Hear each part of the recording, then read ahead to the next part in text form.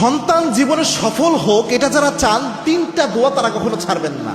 কোরআনের দুইটা দোয়া এবং হাদিসের একটা দোয়া বাবা মারা অবশ্যই সন্তানের জন্য পড়বেন। এরপর আর আপনার কোনো চিন্তা করতে হবে না, আল্লাহর দায়িত্বে চলে যাবে আপনার সন্তান।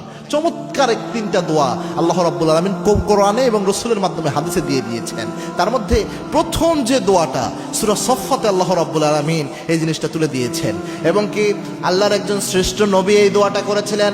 আল্লাহর হাবিব সাল্লাল্লাহু আলাইহি ওয়াসাল্লাম নিজেও মাঝে মাঝে এই দোয়াটা করতেন, সন্তানকে ভালো রাখার জন্য, সন্তান নেক সন্তান হোক, সন্তান যেন ভালো পথে পরিচালিত হয়, এই জন্যই আপনি প্রায় সময় পড়বেন রব্বি জাআলনি ওয়া যুররিয়াতি মিনাস সলিহিন, রব্বি জাআলনি ওয়া যুররিয়াতি মিনাস সলিহিন, এইভাবে পড়বেন। এইভাবে যদি পড়তে পারেন সন্তানের সফলতার জন্য এটা যথেষ্ট। অথবা রব্বি হাবলি মিনাস সলিহিন, এইভাবেও আপনি পড়তে পারেন।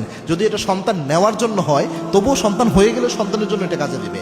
2 নাম্বার হচ্ছে সূরা ফুরকানের 74 নম্বর আয়াত কোরআনের, এই দুইটা দোয়া অবশ্যই পড়ার চেষ্টা করবেন। এবং সূরা ফুরকানের 74 নম্বর আয়াত স্ত্রীর জন্য কাজে দেয়, সন্তানের জন্য কাজে দেয়। রব্বানা হাবলানা মিন আজওয়াজিনা ওয়া যুররিয়াতিনা কুররাতা আয়ুন ওয়াজআলনা লিল মুত্তাকিনা ইমামা, এটা অবশ্যই পড়বেন। 3 নাম্বার দোয়াটা সবচেয়ে ইম্পর্টেন্ট, সবচেয়ে গুরুত্বপূর্ণ।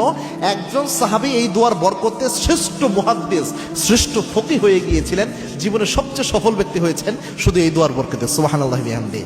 ইবনে আব্বাস রাদিয়াল্লাহু তাআলা আনহু একবার আল্লাহর হাবিব সাল্লাল্লাহু আলাইহি ওয়াসাল্লামের সামনে নিয়ে যাওয়া হলো। আল্লাহর হাবিব সাল্লাল্লাহু আলাইহি ওয়াসাল্লাম তার মাথায় হাত রেখে বললেন, আল্লাহুম্মা ফাক্কিহু ফিদ্দিন ওয়া আল্লিমহু তাওয়িল। এই দোয়ার বরকতে আল্লাহ রাব্বুল আলামিন ইবনে আব্বাস রাদিয়াল্লাহু তাআলা আনহুকে শ্রেষ্ঠ মুফাসসির এবং শ্রেষ্ঠ ফকিহ আল্লাহ বানিয়ে দিয়েছেন। শ্রেষ্ঠ ফকিহ, শ্রেষ্ঠ মুফাসসির আল্লাহ বানিয়ে দিয়েছিলেন। সুতরাং এই দোয়াটা খুব চমৎকার, গুরুত্বপূর্ণ। এই জন্য বাবা মা যারা রয়েছেন দোয়া করেন, মনে রাখবেন লা ইয়ারুদ্দুল কদা ইল্লা দুআ, দোয়ার মাধ্যমে তাকদীর পর্যন্ত পরিবর্তন হয়ে যেতে পারে। বাচ্চাকে নিয়ে হায় হতাশার পেরেশানি না হয়ে এই দোয়া করেন, ইনশাআল্লাহ দোয়ার বরকতে আল্লাহ তাকদীর খুলে দিবেন।